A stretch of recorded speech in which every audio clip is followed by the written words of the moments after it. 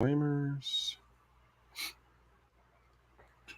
You are about to enjoy a Firearms Radio Network podcast. The views and opinions expressed in this podcast are those of the individual co-hosts and do not reflect the official policy or position of the Firearms Radio Network and or their employers.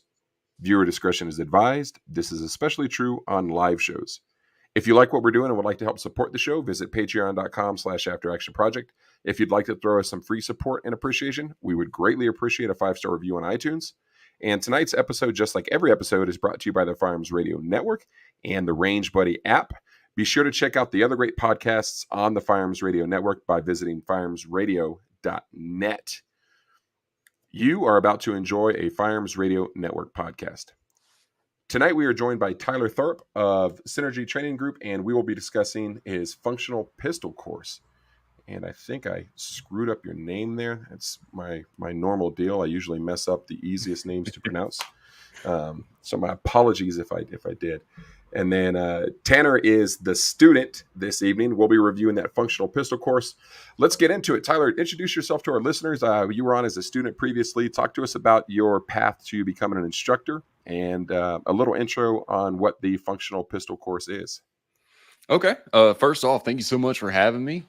Always a pleasure. Last episode with Chris Bean talking about the ASPIC program was awesome, man. It was the first time I got to go live with y'all, and all the rumors were true. Just good old fantastic West Coast folks.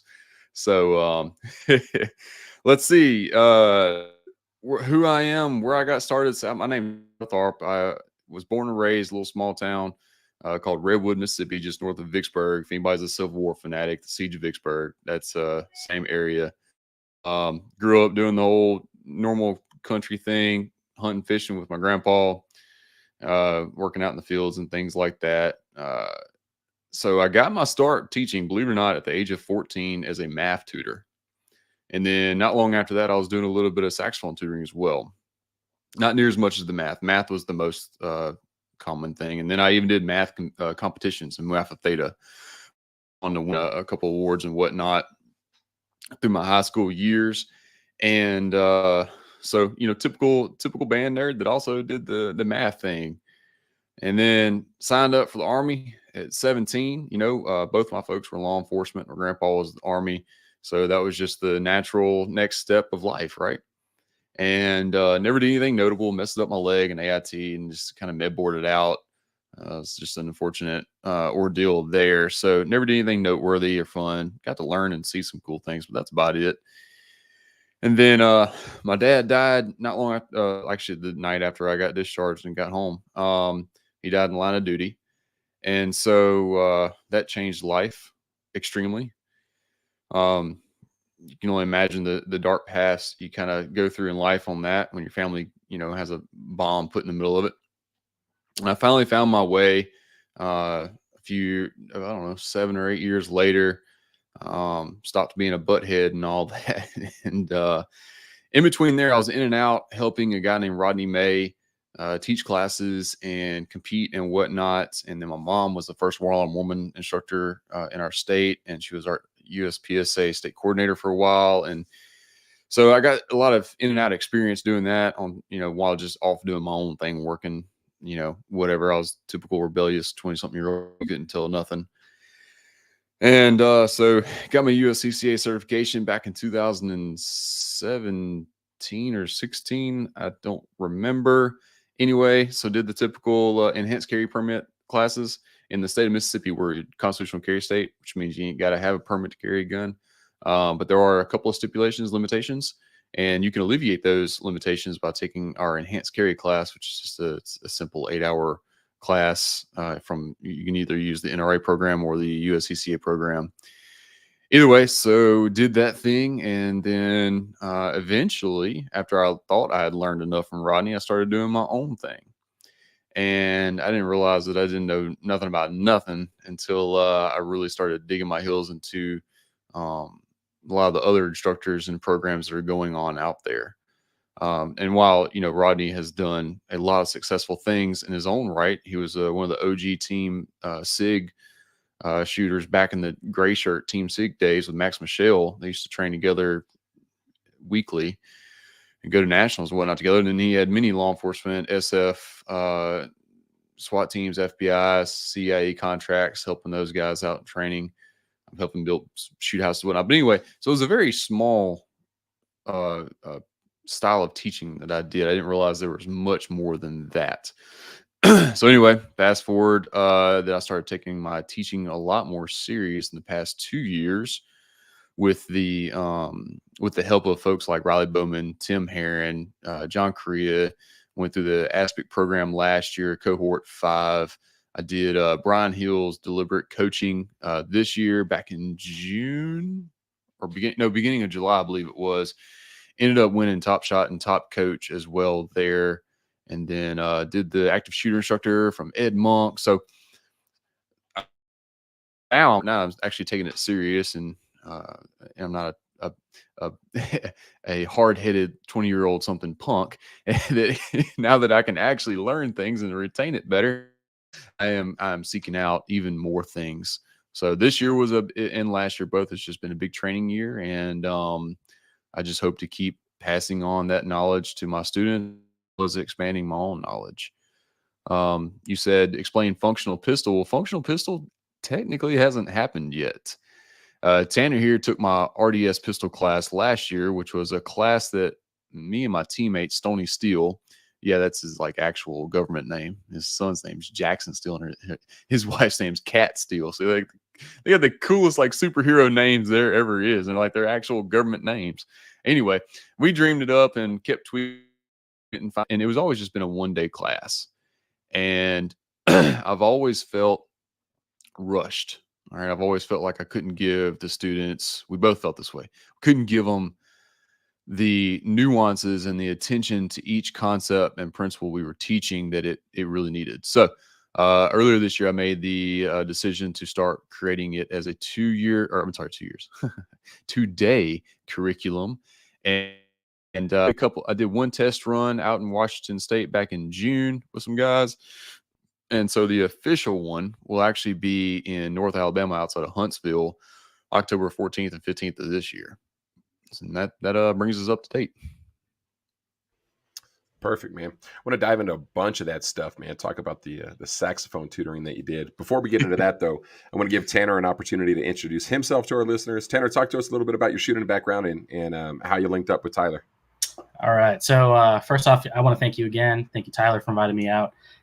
So my name is Tanner Liang. I'm stationed here in Florida, which is kind of how me and Tyler got together. But really, it was over Facebook, social media. Just from us posting in groups and all that stuff, we kind of got together and met a whole bunch of cool guys. So I started off shooting as every other kid, just hunting and all that stuff. Grew up, joined the Air Force. I don't do anything cool. Like guns have always been super, just super cool and super fun to me. So once I got down here in Florida, I got my concealed carry license, and then ever since that, I really started to take it seriously. Then I started getting into competitions. As Tyler mentioned with Rodney May, there's a crap ton of ranges out over here in the Panhandle of Florida. There's a crap ton of matches that are going on like at least 3 or 4 times a month. So competitions are there. So once I started dabbling into that, I started to realize how much I'm missing out on just from watching like some YouTube videos. Then I got in touch with Tyler. Tyler was very fortunate to invite me out to take his first red dot sight class. And that's honestly what kind of started this whole journey for me, as far as like a serious journey. Ever since that class, I've progressed in USPSA. I started as a B class carry optic shooter, and now I'm an M class, almost at GM. And I honestly want to thank Tyler for that, because that was a huge, I guess, like stepping stone. So, yep. That's awesome, man. From B to master class. How long was that journey? Well, okay, so I forgot about A class. So I was B class for a while. I forgot how long, but I do remember that I was only A class for like 2 weeks, and then I shot a classifier match, and then I made master. So that's awesome. That's badass. Awesome. Hey, let's get back into let's talk about the class, functional pistol. And it sounds like it's an expansion on the RDS course that you're offering, Tyler. Is that am I correct in kind of that close assumption? So yes and no. Here's my hot take on red dot sight pistol classes. There's like not that much difference between that and a performance shooting class. In my opinion, you could razzle dazzle the 3 or 4 red dot site specific principles into a 2-day performance class, and that's all you need. And let's be honest, it's 2023. Most guns showing up to classes these days has a red dot on top of it. So I don't know. I don't think there's enough red dot specific stuff out there to create a 2-day class. And I needed a flagship class. And I realized probably half, if not more, of my RDS pistol class, performance and diagnostics class, wasn't specific to shooting a pistol with a red dot. So that was another tipping point into creating it, renaming and creating it a 2-day curriculum in it. So what functional pistol skills to me is, it's every functional skill you need behind a pistol to be successful as a normal citizen. Now, if you want to go be a national champion GM, you're going to need a lot more. All right. Don't get me wrong. I ain't trying to tell you this is a one-stop shop for all things success. What it is that quote unquote best case scenario, all skills needed for the intermediate shooter and enthusiast such as us. That person that isn't okay with mediocrity, but understands that being on a national level is just not quite in the deck of cards or in the hand we're dealt. So yeah, that's how that came to be. Yep, sounds like right up my alley. I love the idea of competing, but I don't have the dedication, I guess, to get to that level. And people will dismiss, time, not having time is an excuse, and I'm like, man, bullshit. You know how much, there's not enough. I don't have enough weekends in the month to compete regularly, right? Same. So for me, it's one of those things where I want, when I'm taking a class, it's for two things, right? How can I improve my performance? How can I get better with my handgun in the context that I think I'll need it? And that's, to save my life or the life of a loved one. And then how do I become a better instructor for my students so that I can so I can steal some of the instructing style, and pick up on one or two nuggets from each instructor. And those are really the two main purposes that I'm taking the classes for these days. What are some of the skills? And that sounds like a terrible question because, it sounds like the functional pistol course is, kind of a jog, run, sprint type of deal. Is that where I would put it? Like, what kind of skills are you looking for students to come in having? So for skill, the only skill they really need to come in having is safe and functional. All right, they don't need to be a hazard on the range. That's really all you need. I can work with the rest. Now, are some of these concepts, principles we're going to be giving to you might be a little on the edge of on what they can absorb sometimes, but it's not beyond it so much so that they can't retain it in such a way, write notes or whatever, and then fully understand it a year from now after they've developed some more. So I'm not trying to like outrun everybody, but I'm not trying to cater to the lower level and bore the other guys that are up to speed. Tanner was there at the last class, and he can attest. On one end, we had a SWAT commander. On one end of the line, we had a SWAT commander. On the other end, we had a Grandmaster USPSA shooter that competes nationally and internationally.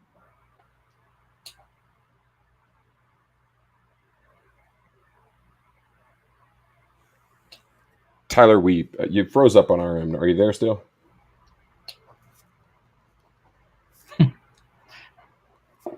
All right, we'll give it a minute or two. Joys of technology. I don't know. I'll take the hit on that one. I think my internet must be messing up. We'll have Tyler Reed join us. I don't know if there's a storm going on over there in Mississippi or not. In the meantime, Tanner, talk to us a little bit about what the first hour or so of that class after the range session or after the range safety brief, the medical brief, right? What did the first hour or two on the range look like for you as a student? Ooh, that's a tough one. So yeah, as Tyler kind of talked about and touched on, it was, I want to say the value for like how much the class costed and the round count, the value that was there and the amount of time was given, there was so much to kind of soak in. But just in the first hour or so, we really got to learn just really, I mean, honestly, it sounds super, super boring, but like just the fundamentals of shooting. And then I think after that first hour, after we had some more time behind our guns, we kind of got familiar with each other on the line and the instructors. That's when they they started to dabble into more, I guess, advanced kind of concepts and some more advanced concepts regarding the dot, because it was an RDS specific class. Yeah, so that was the sighting schemes. Is that what you're referencing? Yeah. Yep. Yeah, and you know, there's no such thing as I say no such thing. There's almost no such thing as original content in the firearms instructing world. We use the flash. So I'm having a heck of a brain fart going on right now. Anyway, our sighting schemes came from Max Michel's teaching. Because you know, different Ben Steger uses confirmation 1, 2 levels of different confirmation. Everybody has their own different way of viewing it, but sighting schemes is the idea nonetheless. Flash, floating, focused. That's what I was looking for. 3 Fs. What were they? Flash, floating, and focused. And now that you say that, yeah, that was probably one of the biggest takeaways I had at the level that I was already at. And when I guess it was something that I kind of already did just subconsciously, but when you put it into words like that, I was like, holy crap. And then it clicked, and that way I could be conscious of it going forth on certain targets. So yeah, that's definitely huge. And it can go a lot deeper. I mean, if you've ever read oh goodness gracious, I can see the code, famous shooting book from the 90s, Practical Performance. Crap, Yeah. what's his anyway, he has 5 different levels of confirmation for sighting schemes, and sometimes Steger talks about 4, 0, 1, 2, 3, and 0, 1, 2, and 3, and then Max just puts it as flash, floating, and focused. And then I've even heard it as just categorizing everything as 2 different things, and that is and that's overgeneralizing it, in my opinion. And some people need that overgeneralization. Maybe they get too caught up in the weeds and the nuances of things, and they just need a little bit more simplified. However, we kind of settled on the flash, floating, focused concept, because that was that happy medium for us. What is the floating? So floating is that happy medium between seeing the dot just going all over the place, shooting it, or how much movement you see when you go for the fastest build drill you ever seen. You're just seeing a big flash of red across the target. So that's allowed for anything you think that is close enough for you. Generally speaking, the rule of thumb is if the window of the optic fits in the A zone, you're good. A flash is good for that. And then floating would be, think about if the body of the optic, and of course all optics are different, right? And everybody's skills are different. This is just like a starting place for you to figure out which one of these 3 you need at which specific target distances and difficulties. And then so the floating would be if the target, if like say the C zone to the whole target fits in the optic, anywhere in between there, you'll just see a little bit of a floating. But imagine a medium difficulty target through a transition. You're not going to stop it all the way and settle it. That would be focused, but you're going to let it float in just enough to call a good alpha. All right, maybe an edge alpha or whatever. And then focused, obviously, is just you're letting it completely settle. Think a high consequence headshot. Okay, that makes sense. I appreciate you breaking that down. Yeah, what's up, Memphis? Glad you're joining us today. Looking forward to your webinar tomorrow. If you guys aren't familiar with that, it might be sold out by now. Last time I talked to Memphis, there were a handful or 2 of spots left in there, but huge shout out to Memphis. Looking forward to learning from him tomorrow. That was the Memphis. My brother Mikos, that is the masterclass IDPA and instructor guy I was referenced earlier. Oh, I was wondering. Yeah, I was going to say, because you were talking about on the two ends of the line, right? You had a SWAT commander on one end of the line, and you have a high level competitive shooter on the other end of the line. How do you manage those two students and those two skill sets, and everything in between, right? Because there's probably a whole bunch of stuff in between on the range. Yeah, catering to all skills and application. Again, so who I am, what I'm teaching, and my goal, my target market. All right, my target market is just simply is anyone that wants to be really good with their pistol or rifle. They don't accept mediocrity. Okay, I don't care if you're going for GM level shooting or if you're taking hostage shots in a team situation. Not jacking up the sight picture through the trigger press in high stress situations, being able to shoot on the move, being able to understand what the gun and the sight is telling you during interactions and shooting is applicable to both ends of that spectrum, plain and simple. All right. I'm just delivering the skills, principles, and concepts that are hard. Like, let's see, how do I want to put this? Sometimes I try to come up with technology-based things, and then I realize how dumb I am with technology. I'm like, yep, that's not going to work at all. So sometimes I use music as a relatable thing if I got enough musicians in there. So I'm like, all right, everybody knows, you have different tempos. You understand you got to have a metronome to set your beat. You got to have certain things for good music. Everybody needs to have monitors for a band, so on and so forth. Those are the hard skills you have to make this work, plain and simple. There are some subjective and personalized things beyond that, and I can help you figure those out, absolutely, but you need these hard set skills before you can figure out which traits you like best. You mentioned technology. I don't want to go down the rabbit hole there because I'm kind of the same way, man. I'm like, how do I create some sort of technology mashup to solve or to make really my range session better? Really is where where a lot of my crazy ideas spawn from. So, and I'm always reaching out to different people. I'm like, hey man, what do you think about this idea? And I feel like I'm the only one that thinks it's a good idea, but it works for me. I'm like, man, I'll take that out to the range all day and shoot it. Tanner, I want to talk to you a little bit about, you mentioned that one of your biggest takeaways was the the sighting system or the sighting schemes. What was one of your bigger challenges or bigger obstacles in through this course? Really, so like I said earlier, I was always doing that kind of like the 3 Fs, just kind of like subconsciously. But when, like I said, when Tyler kind of put it into words, it kind of just unlocked that in my mind to be like, okay, so here's what's going on exactly. But even till this day, I'm still kind of struggling with that. And it's really just the balance, right? It's finding the balance between respecting each target for what it is. So, I mean, if it's like an 8-inch piece of steel, you're going to need some more, you're going to need some more focus on that.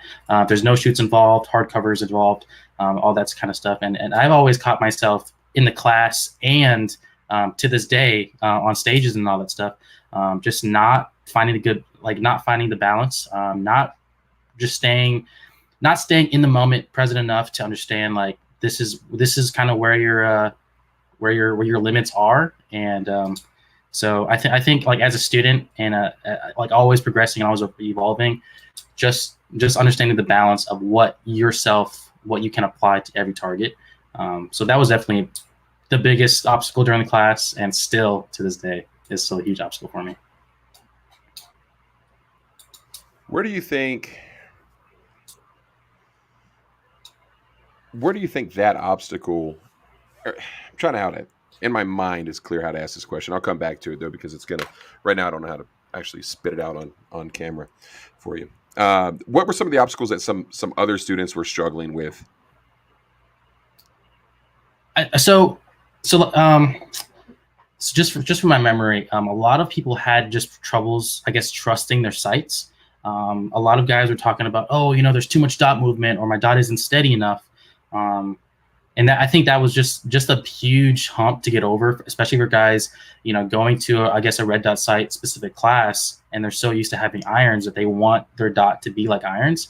And whenever they saw any dot movement or any flicker, anything like that, they didn't want to shoot or they didn't want to trust it or whatever it may be. And so I think that and truly being target focused was a huge one that a lot of people kind of struggled with as well. A lot of people had troubles kind of tracking the dot, understanding recoil, because they were just kind of, they're either doing target focus or they're doing a red dot focus, utilizing the dot as like a front sight. Because that, just from memory, that was some of the things that I remember people struggling with the most. But I think at the end of that, though, Tyler and Stoney did a pretty good job at helping everyone get through. Man, let's talk about that, Tyler, because those are the two big things, right? Like once you figure that stuff out with a red dot, it's like, oh my gosh, I can actually shoot a gun again. So how the heck are you getting students in a 1-day class and now in that 2-day course to figure that part of the deal out? Yeah, so oddly enough, I think me being the complete opposite end of that spectrum really helps them out. Now, while I can relate on wanting to overconfirm some things, I think them seeing me with the 7 draws, just knowing it's there, using not just the dot, but you can use the housing of the as well instances, and then really pushing speed, letting myself go and letting myself actually make mistakes and learn from it, because it was an RDS performance and diagnostic class.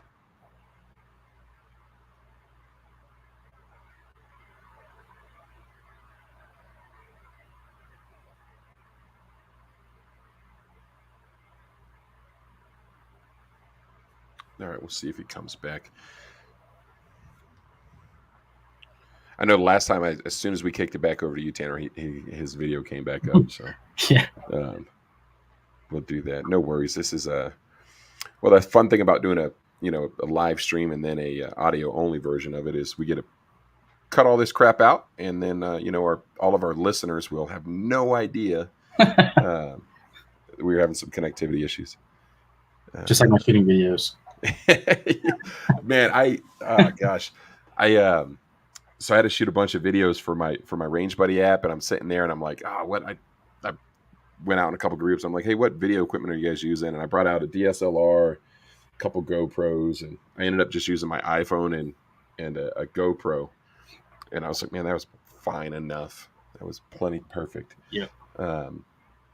So as a student, what are some things that you're trying to take away? We talked about, some of the things that I'm looking for when I'm taking a class. I want to get your perspective and your feedback on that. What are some things that you're looking for as a student specifically to improve upon? Things I'm looking for, I think like mindset things are huge for me now, and just concepts. So like I said before, I do a lot of these things, I guess, subconsciously, and I'm just kind of doing it. But like when I took a class with Bowman, Tim Herron as well, just the way they word things, and Tyler's a perfect example of this because he's a really good talker, and he puts things into words very nicely. But I think it's just sort of like that thing for me is really just the concepts. When an instructor can put very simple things that we do into a certain concept, that kind of in my way or in my perspective really allows me to kind of take off with that concept and start to actually pay attention to it instead of just kind of doing it and being like, oh, I didn't even know I was doing that. So when they can kind of put things into words that you're already doing and make it kind of just shine in your head, that's a huge thing. So if an instructor can do that for me, that's wonderful. Man, it's cool to hear that because I'm kind of the same way. And I feel like 7 or 8 years ago, probably the big newness in the industry was, big words and technical terms. And you're watching. I remember watching all these like videos from people's courses, like these little snippets, and it's their highlight reel. And I'm like, gosh darn, man, I need a thesaurus and a dictionary to figure out what the hell they're talking about. And I remember watching Steve Fisher. He was one of these guys that he's getting on, and he's just like, dude, grip the gun, see the sights, press the trigger. And Tim Herron the same way. He's like, yep. No, man, it's not complicated. Yeah, I had that a little epiphany. It started with Tyler's class, but it was really big for me with Riley Bowman. And he had us on the line doing like a 10-yard shoot, and he's like, put your 5 rounds in the same hole, whatever, shoot your best group. And a lot of us were coming with excuses, whatever. And then he stepped to the line and like shot it with 1 foot, 1 finger on the trigger, and he looked back at us and he was like, "Nope, it's not your sport hand. It's not this. It's not that. It's not your stance. It's you're moving your sights while you're pulling the trigger. It's that simple." And I was like, "Holy crap!" It really is that simple. Yeah, and I'm like, so it's cool to see. There's this. I'm seeing it more and more. And I'm seeing it from Tyler and Mikos and Brian Hill and and these other instructors that are coming up. So it's cool to see that we're getting away from it and we're kind of getting back to the simplicity of it. And I think for a lot of folks, a lot of instructors, there was this fear, like if it's so simple that anybody can do it, it kind of, you draw the line, well, then anybody can teach it and I might be out of a job. So then they start using these big words, and then at the same time, they stop teaching people actually how to shoot. So they started telling people, oh, combat accuracy. And it's like kinesthesia, alignment. And I'm like, well, if you have to use your sights in a gunfight and you didn't teach them how to use their sights, you kind of did them a disservice. And Tyler, we were just talking about, one of the things that Tanner said was how you were able to break down the concepts and really have them become ingrained in his mind just through, simple communication. And that kind of got me on my soapbox about how people used to use big words and not teach. A throwback to something you mentioned earlier, Tyler, was, the nuances of the concepts that you're teaching through the course. What do you think it is about your teaching and coaching style that allows your students to see the improvement that they see? And the testament to you, right? You went to Brian Hill's course and you were top shot and top coach. Neither of those things are easy tasks or goals to accomplish. So what do you think it is about your coaching and teaching style that lends itself so well to your students? It's a great question, and I'm so glad you asked that one. I'm not going to say who, okay? But many years ago, back in like 2000 and I want to say 17ish, I went and took a performance pistol and rifle class.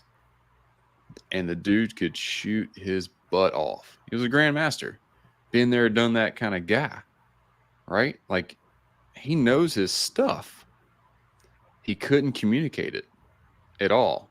Ended up just a practice day on the range with a couple words thrown in, and then I started looking around and watching videos, and I was noticing a pattern. I'm like, all these guys, they're not wrong.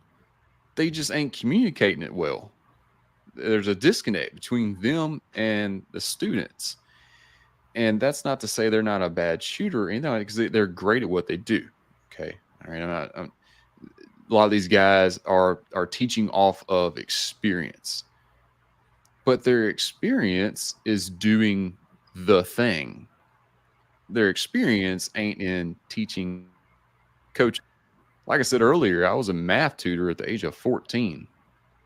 I went to high school with people that passed their ACT and passed algebra and geometry and algebra 2 because of me.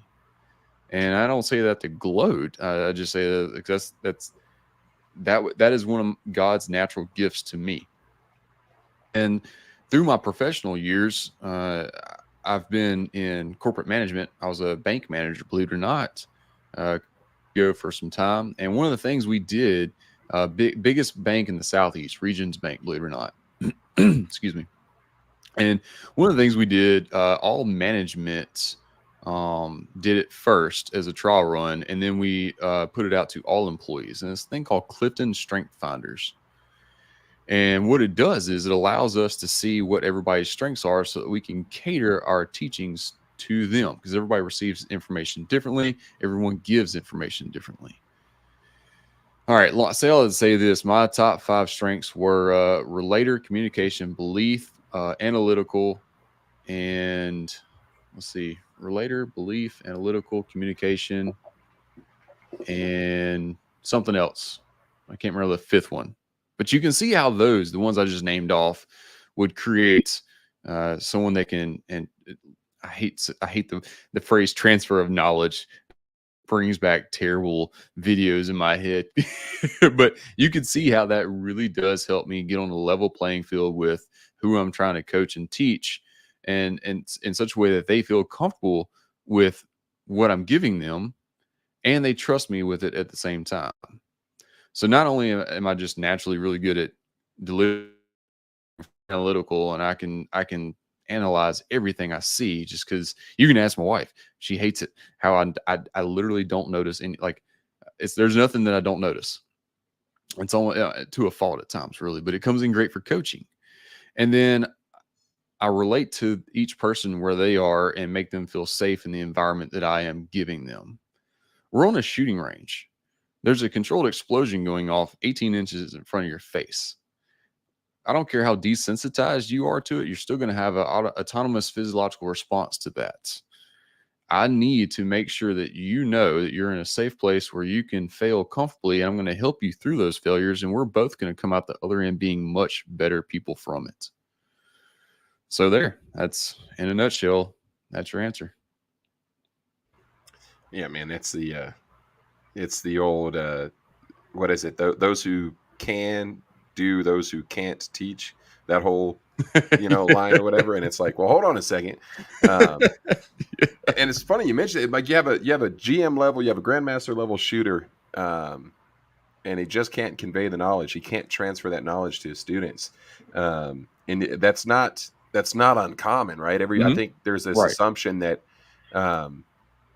that if you have this skill set that you can perform at a GM level or a master level, that you obviously know what the heck you're doing, and you do. But that's somebody that you should go out there and train with. And I'm like, man, there are probably only a handful or a dozen. There's probably 15 or 20 GM level shooters that are that would be considered a GM level coach, a teacher, an instructor. And it's not just that. And one of the conversations that we see going on around is like, what's the minimum skill set that your instructor should have? And I think people will often immediately go to a measurable shooting skill set. And it's like, man, I think for me personally, it's how will you relate and teach people? How well can you communicate and convey information and convince people that what you're teaching them is the right stuff, right? Because you could be telling somebody the truth and you could be giving them the best advice in the world, but if your delivery sucks, they're not going to receive it, and you're not really doing anything.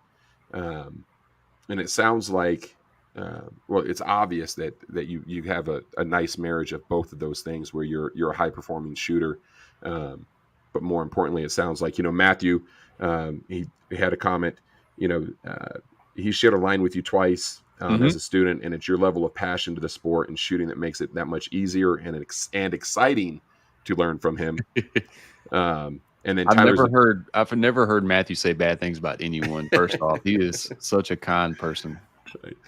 Well, this other comment, he starts talking. No, I'm just playing. Right. And then it's your ability to make information relatable to students is what makes them so successful. And I think those are both skills. Those are both skills that I think instructors are missing. They are.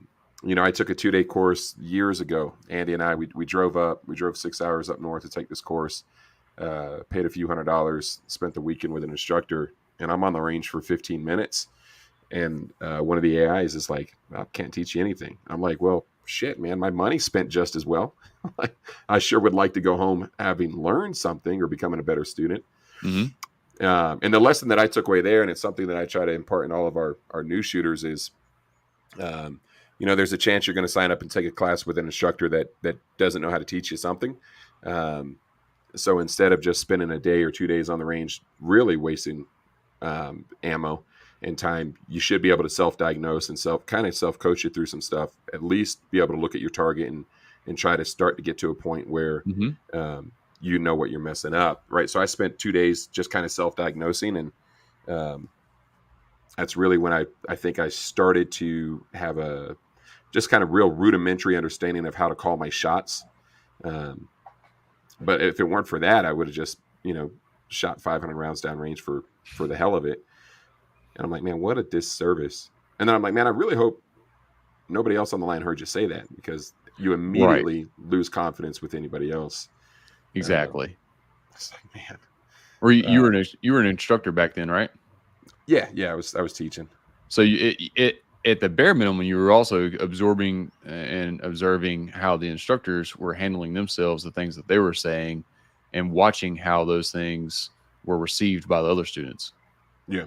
And it was 6 hours on the way home. That's a conversation that Andy and I had, because it was shortly after. I think Andy and I had been working together for a couple years at that point. And the big takeaway for me was like, dude, that our students should never walk away from any of our classes feeling like they did not become a better shooter or Yep. become more comfortable, more confident with their handgun.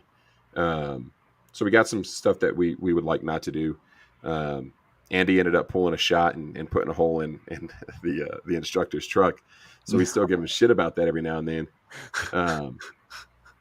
Which it was funny. And I'm just like, dude, don't put anything downrange that you don't want to get shot. Like that's all it is to it, man. For me, I was like, dude, you didn't fail. The instructor failed. If you have your student shooting a drill at the end of the class or towards the middle of the class, and they don't have the skill set to do so, unless you intend to provide some remedial coaching and teaching after that drill. You know what I mean? Like if it's hey, we're going to work on these skills, and now we're going to task stack and put these things together. Yep. If your student fails that drill, you failed as an instructor. And that kind of leads me into the next thing I want to talk about. Is there a minimum skill set that you're looking for your students to have after taking this course? Okay, like how good I want them to be afterwards. Yeah, like, hey, I want them to be able to shoot, and this is not, I don't know what class. I want them to be able to shoot a sub 3 second bill drill or something. Is there something that you want is there some kind of demonstrable performance level that you would like your students to have after taking this class? So yes and no.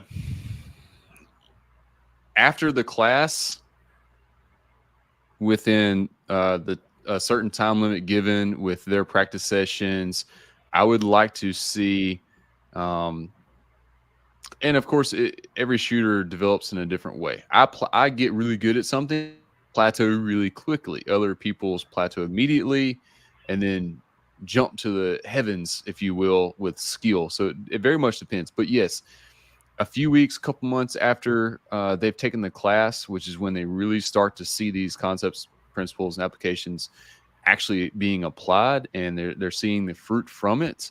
That's what I'm wanting for them. Tanner, Memphis, a couple other guys, Jason, my buddy Jason Ferris.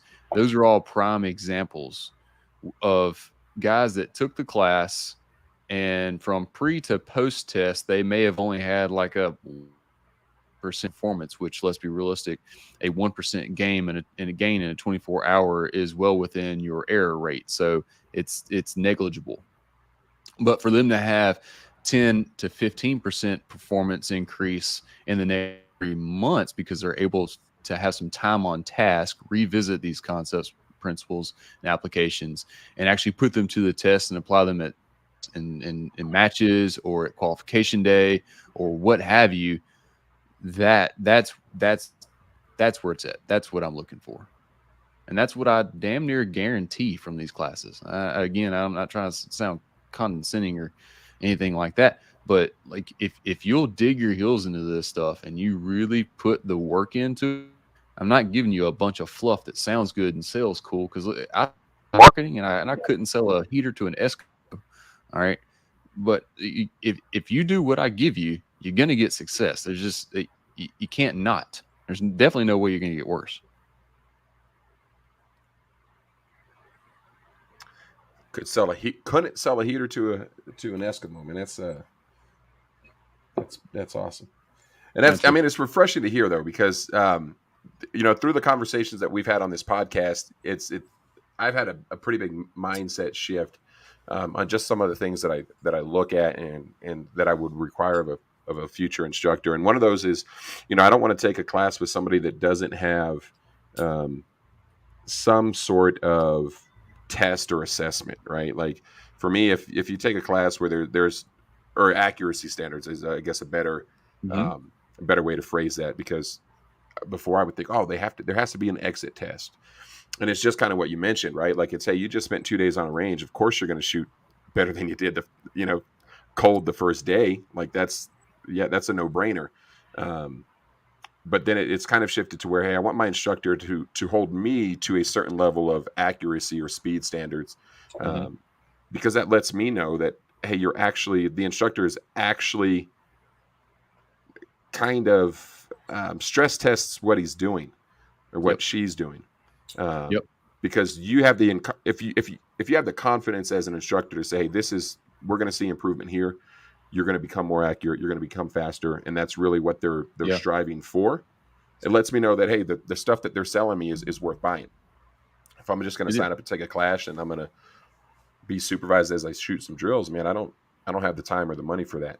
And I'm not giving you some weird, crazy pre and post test that I dreamed up, unless I'm at a range where we can't set up my preferred unit of measurement, which is USPSA classifier 20-01. Wish you were here. You're welcome to look it up. It's 2 pieces of steel and 5 paper targets with some partials. Some of them are partials, and it's all lateral movement, but you start in the middle, so it's lateral movement both ways, with a little bit of forwardness to it, a little bit of lean. Every one of your sighting confirmations is in there. Your movement is in there. We talk about mental management. Like, we make sure that your pregame is on point. We make sure that we are making sure your after performance thoughts are reined in and not demonstrable. Oh God, what's the thing where it makes you bad? Derogatory. Thank you. For someone that's really good at communication, it's like it's 30 or something. I can't talk. So like everything is there. Now, I did come up with a thing called functional pistol skills, or synergy functional exercises, if you will. And those are for a typical line that can only move forward and back. Like, if I'm teaching a class somewhere where we can't be as dynamic as that classifier has. I do have that, and I have sent it out to a couple people, and everywhere from normal guys to GM guys, to see where people are at, so I don't just say, oh, well, that was great. Well, how do you know it's great? Well, I don't know, because the people I've taught you did great. Well, that's cool and all, but that means nothing to me. Well, that's where the beauty of classifiers and USPSA comes in. When you shoot that classifier, you get your hit factor score. You can go in and see what percentage that means you are compared to everyone that has a classification in USPSA. That's quite the thousands of pistol shooters in this nation. All right. So you can see against real world data that is updated weekly where you stand. And that's what I love about that. At least it's not some subjective, bogus standards thing that I just pulled out of my rear end and said, oh yeah, if you meet this one time, you get this fancy whatever trinket thing. Good job, yay. Okay, that's cool too. I like patches or whatever, but I want to be able to have a better unit of measurement.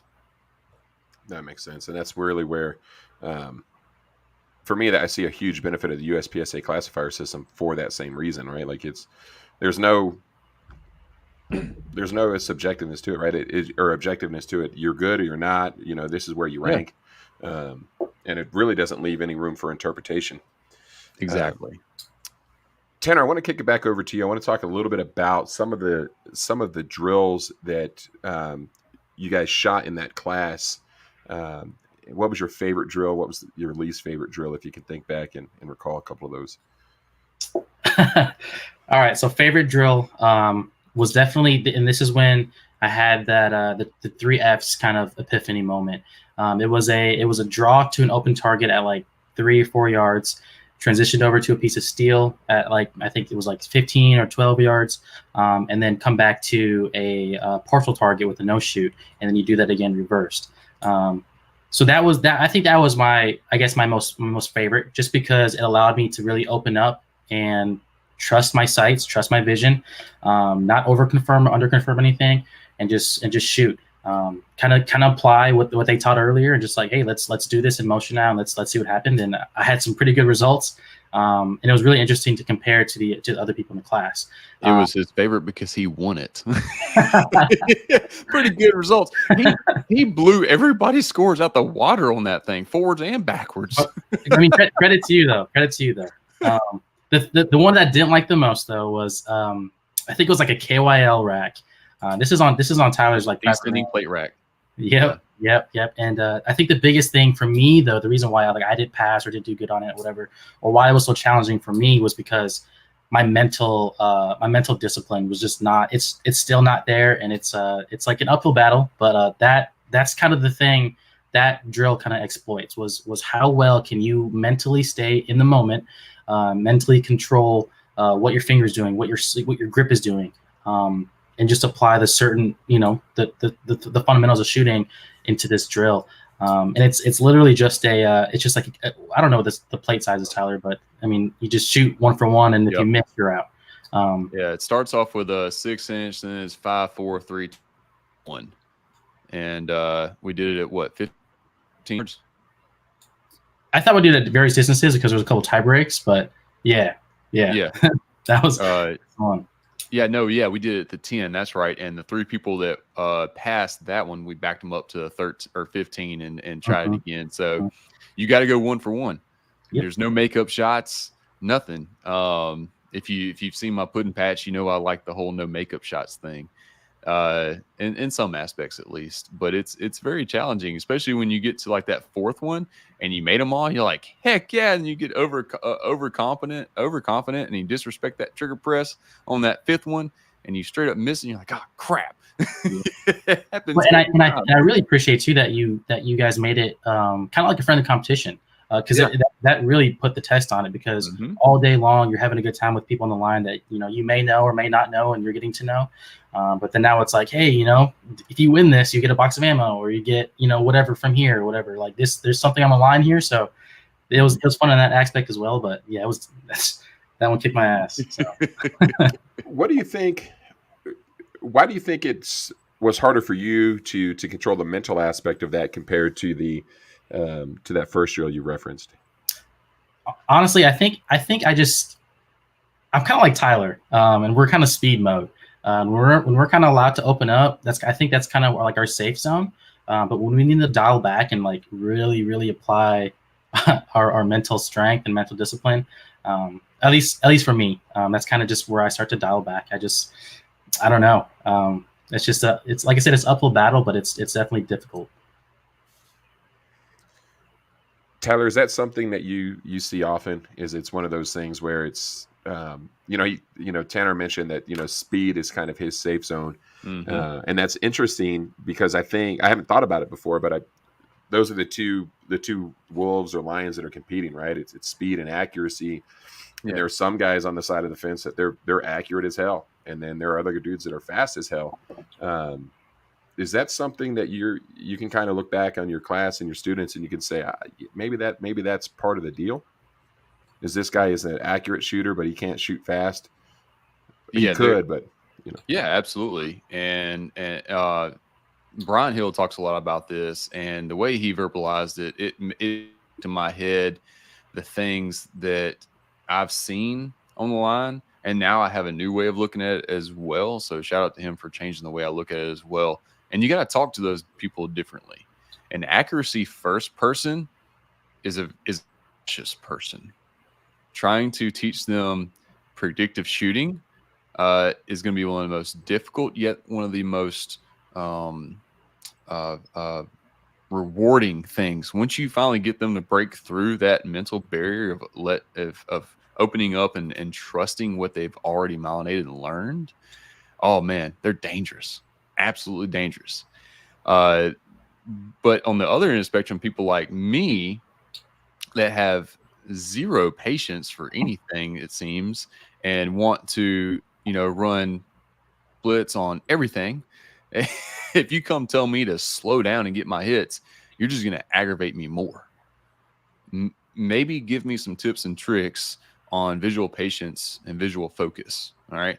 Retrain how I'm actually looking at the sight and looking at the target and what my trigger press cues need to be. Fine, go this fast, but under these conditions, or when you're allowed to be this fast. But when you see these things, I need you to do this one little thing differently, so on and so forth. So, yep, your speed first people like me typically have visual patience issues, and your accuracy people are cautious. And I be honest with you, teaching the accuracy first, cautious people is a little easier for me. Obviously, because I'm on the speed side, and I can immediately see what they need, and I know exactly what they need to break through it. And they just need to be given permission to fail. They need to be pushed really hard on speed and given permission to fail. And then also a little bit of visual focus stuff, like giving them a whole new way of looking at a target and what they need to see. And then you boom, you hand them the keys to the castle at that point, and they're happy. Yeah. I find myself, of the two, I'd have to lean to the speed side, but that's not to say that I'm good. I'm fast. I suck fast, right? Like that's I'm like, man, I got to. I took a class, the last Tim Herron course I took, JD was in there. And I don't know if you guys have ever taken a class with JD Shoots, but he was in there, and Tim does this drill where, we both line up and you have to do a 5-yard sprint, lateral sprint, Yep. Clear the obstacle, the barrels, mm-hmm. right? And then whoever fires the first shot, first alpha, right? Yep. Man, I'm running it from concealment, and JD's running his speed rig or whatever. And JD's a great shooter, so he's always one of the top performing shooters in class. And he's a great dude, so he has a great energy about him, and he'll give jabs just as well as he takes them. And so there's that friendly competition. I'm like, all right, cool, I'm gonna go up. And man, beep goes off, and I throw like a 1.1 something mic, like. Just and I remember Tim's like, oh shit, and I'm like, yeah, that was a super fast mic. And then JD just slowed down and slowly pressed off an alpha. But I'm like, man, I struggle with dialing in. I think everything after my first sight picture and shot is really where I struggle dialing in. Impatience starts setting in. You want something to happen and already be done. And you're like, I'm just gonna do the thing, and we'll figure it out. Yeah. It's when if I go to the casino, I can't play poker. It's not fast enough for me. I can't do slots because it's not fast. I'm like, all right, let me lose all my money on the blackjack table or craps. Yep. My wife gets at me when she's talking to me, and I have to be doing something with my hands and she talks fast enough, right, to keep my attention. But there are some people that talk so slowly. I've had 13 different conversations in my head and already figuring out what I'm going to have for dinner before they get done with one sentence. Yeah. And so but I want to touch on that relay, that challenge that Tim has that you just mentioned. Matthew said Tyler's good friend Dustin won that relay. Yeah. So Dustin bops, and what's funny? I'm going to tell you the funny part at the very end of this. On that class with him. This was back in February. This was the first weekend of February. And we were in North Alabama. It's cold, of course. And Riley Bowman and AJ Zito were the AIs taking a Tim Herron class. I mean, we won the lottery at this point. But anyway, so we get up to this, and I'm like, oh, this is a movement challenge. I got this. Like, this is my jam. And anyway, Dustin was a guy that came to me about 4 years ago. Wanting a holster. At the time, I was custom making holsters for people that couldn't find what they needed on the internet.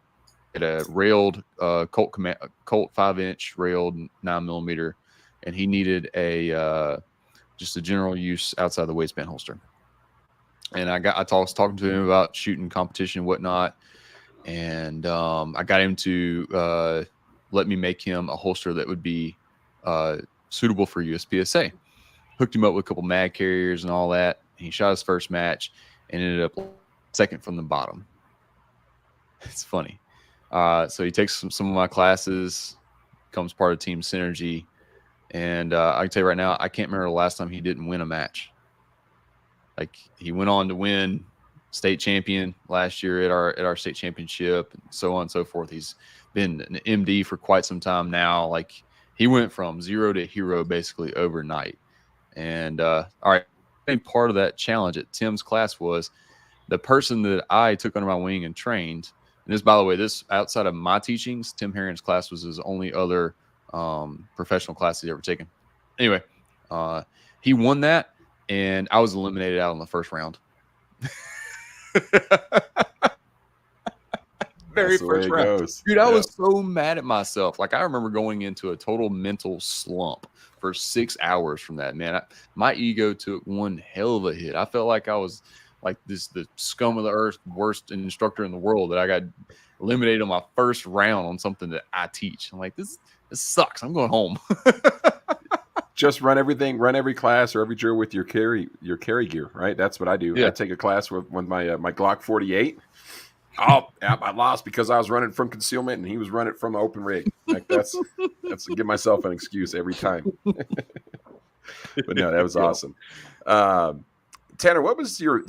You mentioned that your biggest takeaway. You know, we talked about your some of the obstacles that you had with that. What in the downtime or in the time after that, after taking that class, what were some of those thoughts that really crept back into your mind and really kind of gave you like a second wind aha moment, like, oh, that's how I apply this stuff, because Tyler was talking about earlier, it's not, and he was absolutely right, it's not the 2 days that makes you a better student. It's how you apply that information, how you absorb that information. But as you were processing that class, a couple days or a week later, what were some of those recurring thoughts that you had? So the biggest takeaway, like the absolute 100%, the biggest takeaway has been the mental side of things. Start of day one or start of the class, Tyler had us run that classifier, and I was super jittery. I was nervous, jacked up on caffeine, just like, man, like there's GMs here, Tyler's here, all my buddies are here. And the thing he said to me was, relax, close your eyes, think of something that makes you happy. And he said, titties. And honestly, I thought of titties, and I was calm. I relaxed, and I shot like a super, super, super good run on our cold start of the run. And ever since that, you can ask anybody else who took that class. Like, I was shooting lights out the whole day, and it's really just because of him reminding me, like, hey man, relax. You do this. You've done this before. You've shot targets before. Relax and just do your thing.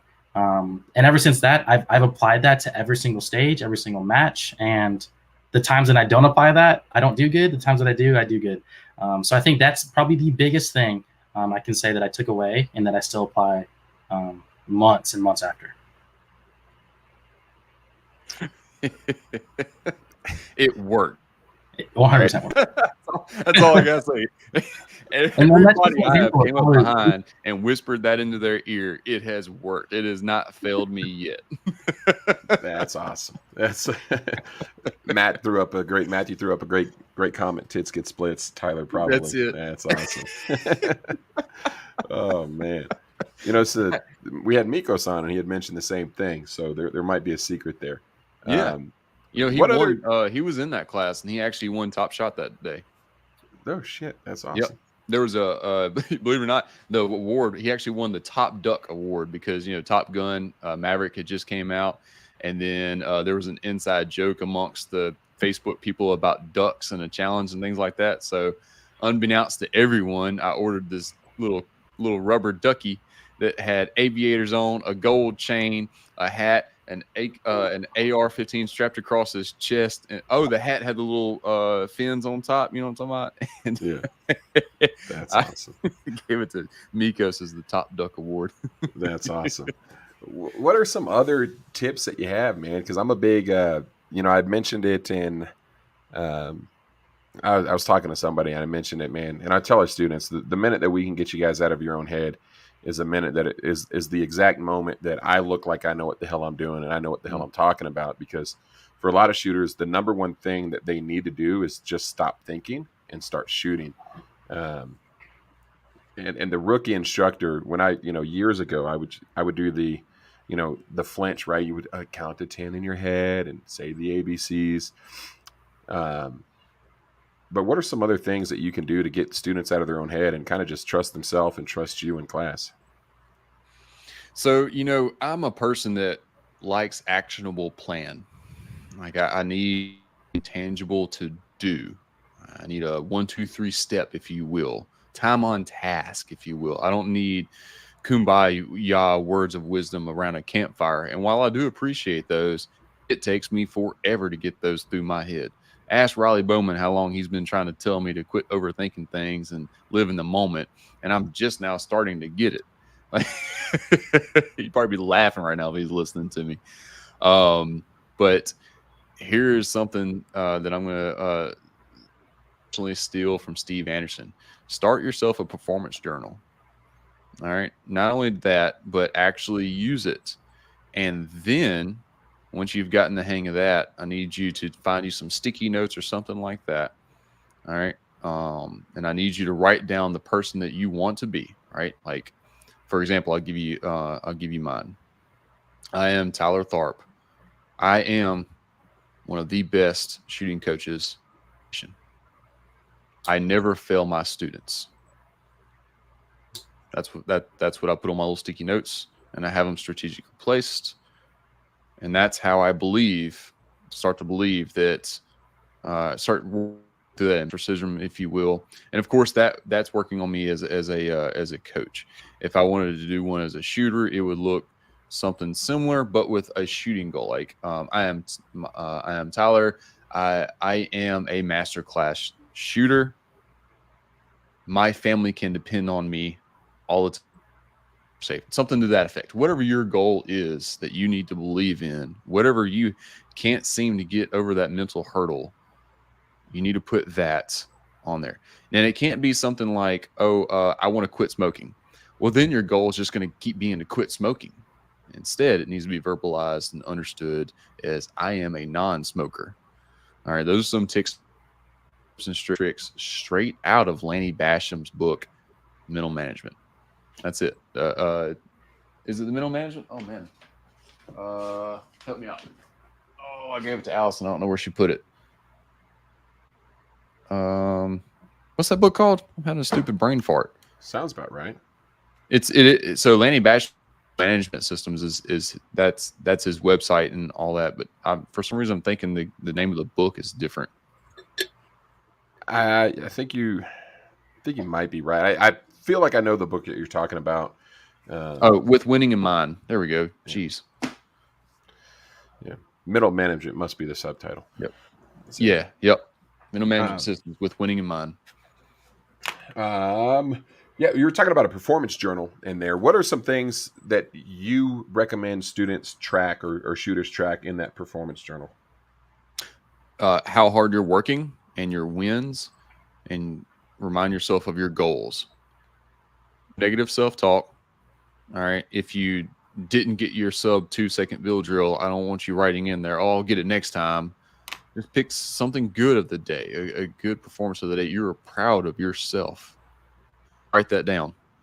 That is who you are. You are someone that can push through the mud, find something good, and live in that moment.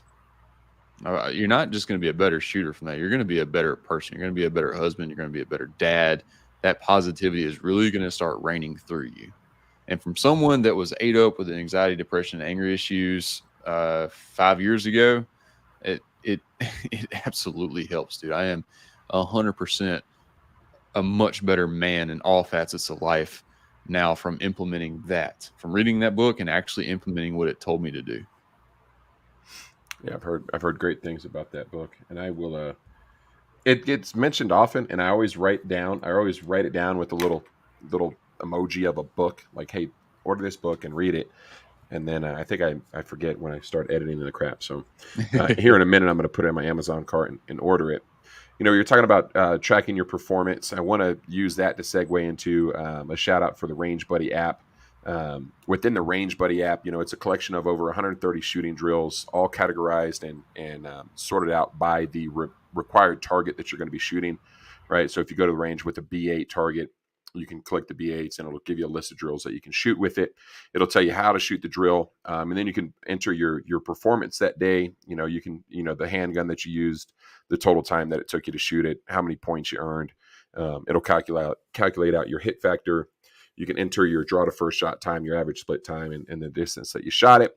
You can upload a picture of your target and a video of your shooting session if you would like. And then it puts you on a leaderboard that you can see anybody where you rank based on your hit factor against anybody else and everybody else who has shot that drill and tracked it.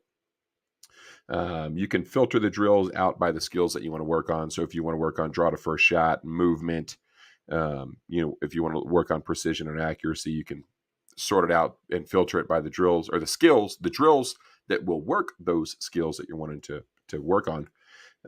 My favorite part of the app, something that I can't seem to talk enough about, is the virtual instructor component of it. I'm sure you guys have heard me talk about it before, where it works with the command target. It'll give you random commands, followed by the part-time buzz that you're used to with the shot timer.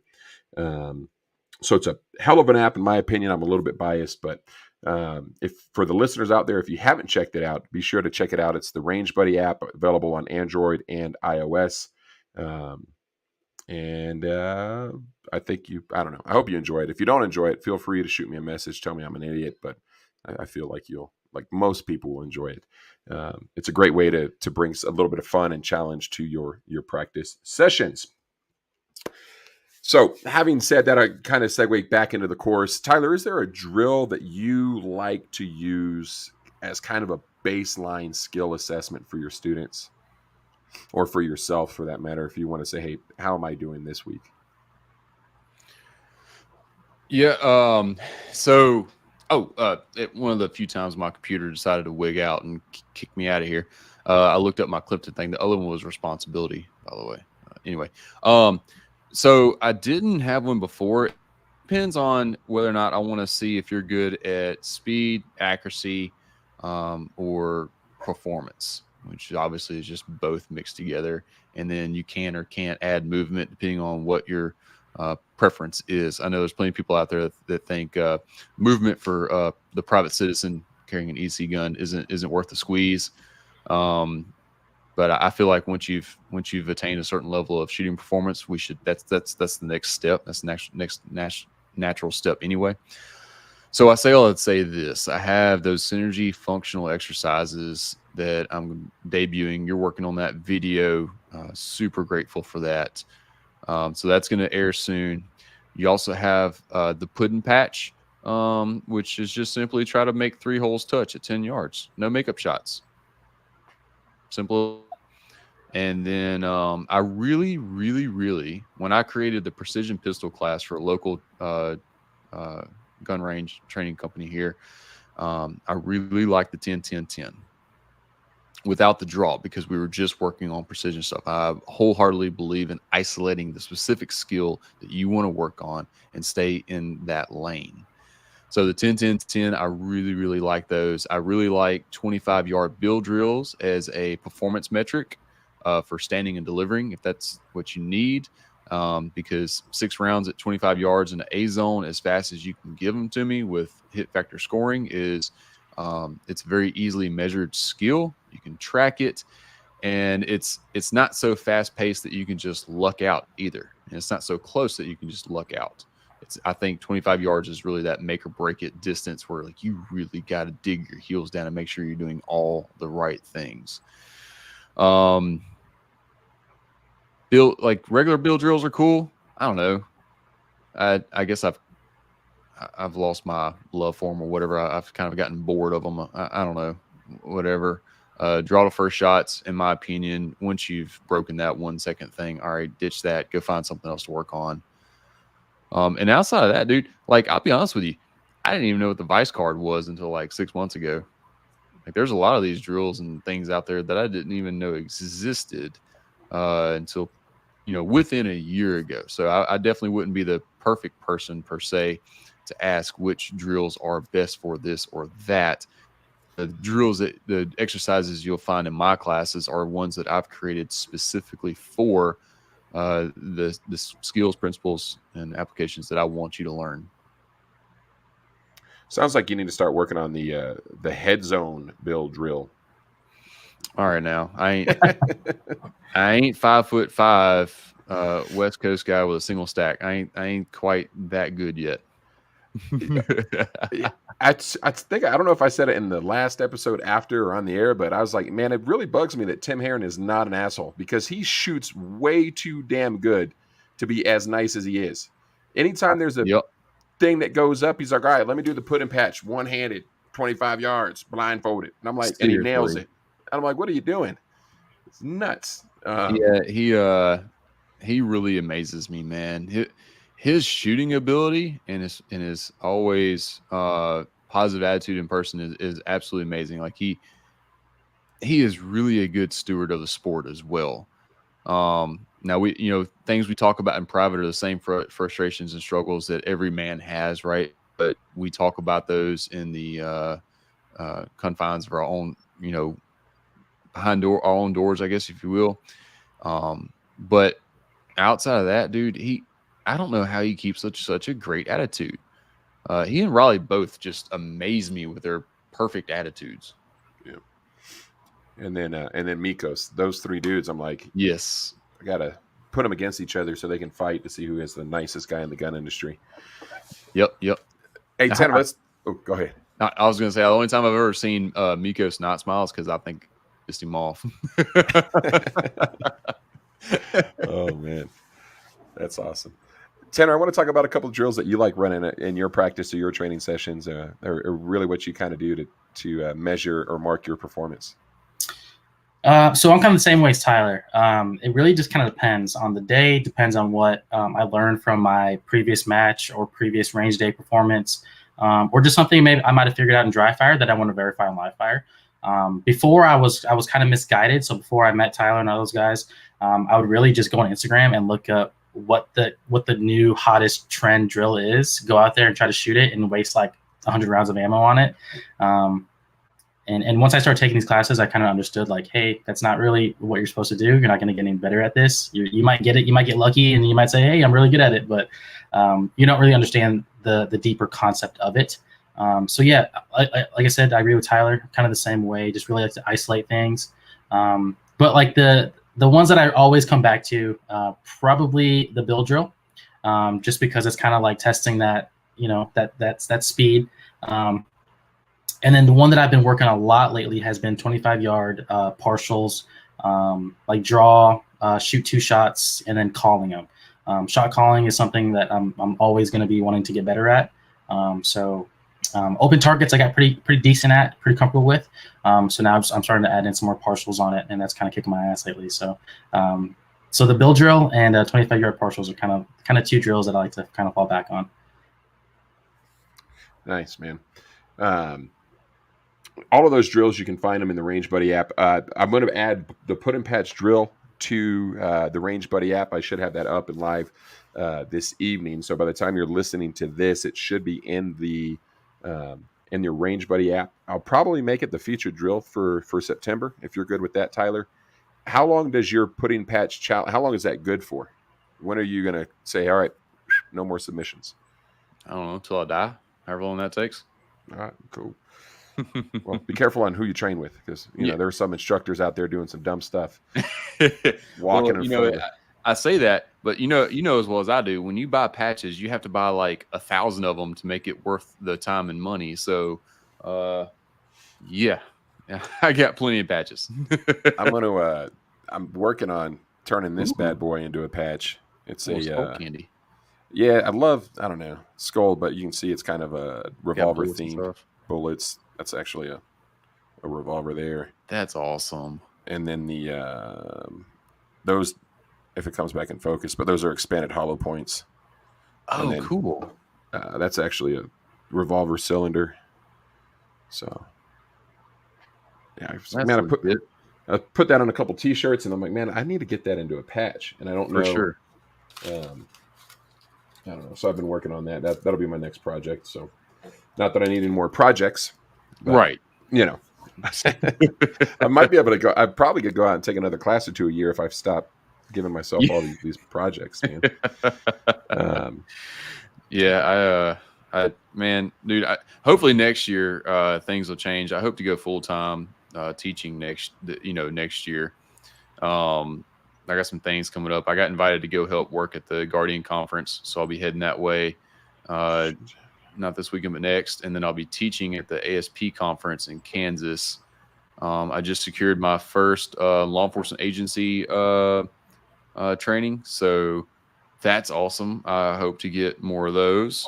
So yeah, if I could get this ball rolling, I could finally make time to not be a plumber during the weekdays and work on my own skills. Because the fact that I'm still A class is really starting to get my.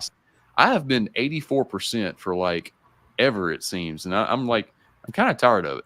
Yeah. Every year I'm like, hey, I'm going to start shooting matches. I'm going to schedule my range days. I'm going to schedule our range days around the USPSA match calendar. And it's just, how do I take another day away from the family when I'm already, I don't know, maybe one of these days one of these things will figure itself out and I'll have a couple more days free to make it happen. These people that have live in areas, they have weeknight USPSA matches. I'm so jealous. What? I'm so dang jealous. We have 2 USPSA matches a month here, and I got to drive almost an hour to either one of them. See, you could shoot a match in Albuquerque every weekend. Now, 2 of those matches are going to be it's called Action Pistol. So there's no classification or anything like that. It's just kind of a fun match. Mm-hmm. But you shoot 2 USPSA matches a month. The problem for me is the match starts at 9, but you don't start shooting until after 11. Oh, and wow. then you're not done until like 3 or 4. And I'm like, I can't do it. You know what I mean? Like I work at 2. So, oh no, man, we're sending rounds down range at ours. We're done. We're at nukes at noon. As it should be. I mean, I'm in New Mexico. It gets hot, so it's not like, yeah. I Well, understand. Like maybe these guys are waiting for it to heat up to run off some of the competition. On a good day, I think we have 75% humidity on a dry day here. I don't miss that. I don't miss that for a minute. Yep. What haven't we talked about the functional pistol class that you want to talk about before we get off of here and I give you all the evening back? Man, that's pretty much it, man. It's been my brainchild for quite a while. And remember that imposter syndrome thing that I told you about? Well, it wasn't until I read Lanny's book and really started digging my heels and all that I even finally believed that I have something to offer that's worth 2 days of people's time and hard-earned money. Like I used to think I was never worth for people to spend with me. I really didn't. I ain't trying to sound like a pity party or anything, but that's just that was my mentality. So now that I actually have that belief that I do have something to give people, and it is absolutely time and money, I said, well, I need a flagship class. Riley's got pistol IQ, Tim's got practical performance, got the RDS thing, like fill in the blank. Everybody's got their flagship class that they're known for. And, my wife and I are very holistic in the way we think of things. Right? We don't believe in shoving pills down people's throat to mask the symptom. We believe in changing their lives and put into themselves to fix the actual problem. Well, that's the same way I approach shooting. I don't want to fix mask whatever symptom you have. I want you to really dig your heels in and understand these concepts and principles so that you can fix your shooting issues from within and then have the power on your own to become the best you that you can be. And from there, that I decided to name it Functional Pistol based off simply that. So now that I believe that I have something to give people, I've created my flagship thing. It's always going to evolve because stagnation is the death of anything, all right, 100%. And I refuse to go stagnant, and I don't speak mediocrity. I love Tim's shirt that says that. Anyway, so it's always going to evolve, but yeah, it's I hope for people to join me through the synergy journey of functional pistol. Of course, there's going to be a functional rifle coming down the line and all that. So we're going to start with the first one. in October 14th, 15th in Huntsville, Alabama. Humble host, Mr. Johnny Turner, who is also running for a very prestigious office in Alabama. If you're over that way, he could sure use your vote. I don't get paid to say that. So yeah, anyway, we're going to start there and see where it goes and have fun doing it. That's awesome, man. And Tim would probably tell you to make that jump sooner than later. That's one of the things that I remember when he first moved out here to New Mexico, and that was when he was kind of going through that same being a mechanic trust exercise. Yeah, where it's like, Yep. hey, let's throw this out there, no parachute, and see if I land. Yep. And it definitely sounds like you're putting together a program that is worth the time and the money and the energy that your students will have. I was looking at your website earlier, and the team that you put together, the cast that you have, your team that you put together around you, it looks like they're some squared away dudes that know what the heck they're doing and complement your strengths and really help build that synergy training group into something that I'm sure we will look back at, or people will look back at and be like, oh man, look at that overnight success. And it's like, oh, man, this is 30 years. Yeah.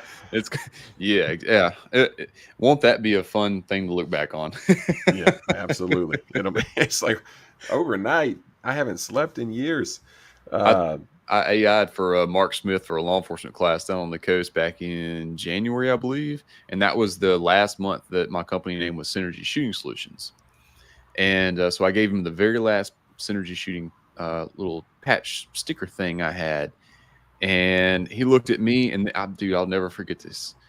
He's like, "Oh man, this is gonna be worth something one day, because like you're changing your name, and you're gonna be big time soon, and I'm gonna be the dude that got the last one of these little old name things."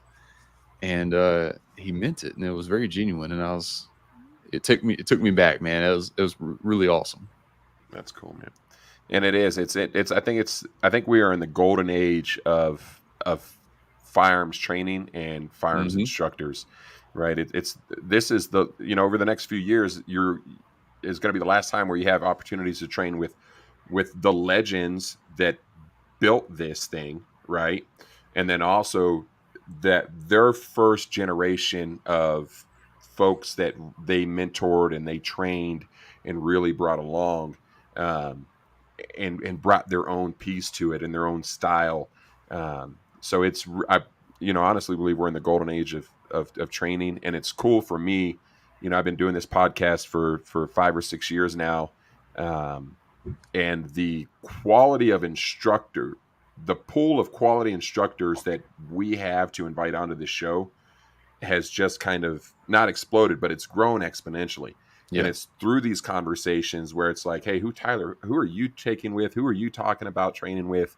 And it sounds super disrespectful, but it's relatively unknown instructors until you're really in it and you start having conversations with other folks in the industry.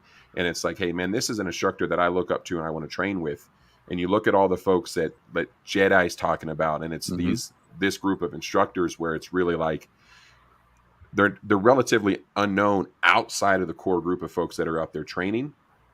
And in a couple years, it's going to be like, oh, you're an overnight success. And it's like, no, man, like people were talking about Brian Hill 10 years ago, right? People were talking about, Tyler like 10 years ago. You're just now taking your training seriously enough that you're seeking out and you're actually finding these reputable instructors that have earned your time and money. And it's super cool for me as somebody who gets to sit down and spend an hour and a half with students and instructors, and super cool for me, and even more so for Andy, because that dude trains a bunch. So it's he takes 2 or 3 times as many classes a year as I do. And to really hear the conversations that he's having after training with some of these folks is really cool, man. Big agree. Yep. It's cool, and it's cheap. It's not like Steve Fisher just made a post. Every year he makes a similar post. Right? I know prices are going up, cost of living is going up. I'm dropping my prices, and it's like, and it's not like he's not slashing prices in half to fill classes. It's like, no, he's like, hey, I understand. Like, I buy ammo. I know what the hell it's going to cost. I want you to get out here and train with me, and I can make a concession on this. But to be able to take a Tim Herron course for $500 or $600 is ridiculous and worth every penny, and then some. I had a conversation with him, and I'm like, dude, you're not charging enough money, man. And he's such a humble guy that he never listens to me. And I'm like, that's fine, dude, whatever. And that's really what it is. It's like, hey, dude, you're not charging. Yeah, you're undervaluing yourself. So yeah, sell it at that price, and you'll see.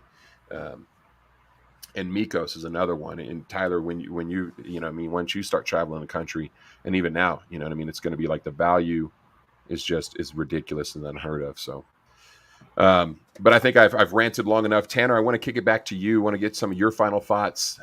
Anything that we completely forgot to talk about that you think we should mention or talk about before we get off the air? I just want to say thank you again, Tyler. I'm excited for what you guys have in the future. But before we hop off, I do want to mention, though, if you guys are listening, Tyler and Stoney have a very, very, very good chemistry when it comes to instructing. If you don't vibe with the way Tyler's teaching, you will vibe with Stoney, and vice versa. You can attest. You can ask Tyler's previous students. Stoney was just an amazing guy to compliment Tyler. And if you guys are looking for that class, I would definitely hop in now, because that's going to be a good one, and I'm excited for it. And it's synergyshooting.com. Yes, sir. Yep. What about social media? Synergy Training Group, where we at? Synergy Training Group, the old IG, Facebook, YouTube, and soon to be on all your podcast streaming services. You'll find, let's see, what did we call it? The Shooter Show, brought to you by Synergy Training Group. So Shooters Show. I don't know why that's so hard to say. It may end up getting changed one day, but I was forced to. I don't know. That shooting show is taken. Bourbon and Bullets was taken. I was like, dang, damn it, all the good names are taken. It's I tell you, and every time I fumble off of, like, I messed John Willis's name up or something, and I'm like, every time I just mispronounce the easiest freaking thing. So yeah, the Shooter Show, that will be a tongue twister for sure. I'm confident of it. Yep. But looking forward to that when it launches. You said you're shooting an episode tomorrow? Yep, gonna start. I'm gonna kick it off tomorrow. Sweet. So you guys be sure to check that out when it goes live. We'll plug it on all of our stuff as well. Really do appreciate you guys joining us this evening, giving us a couple hours of your time to talk about Synergy Training Group and Functional Pistol and everywhere else that conversation took us. Thank you so much, Jeremy. Yeah, anytime you guys want to come back on, I'd love to have you on as guests. Remember, it's your life, it's your safety and protection. There's something else that goes after that. It's your life, it's your safety and protection, it's your responsibility. Y'all stay safe. Holy cow.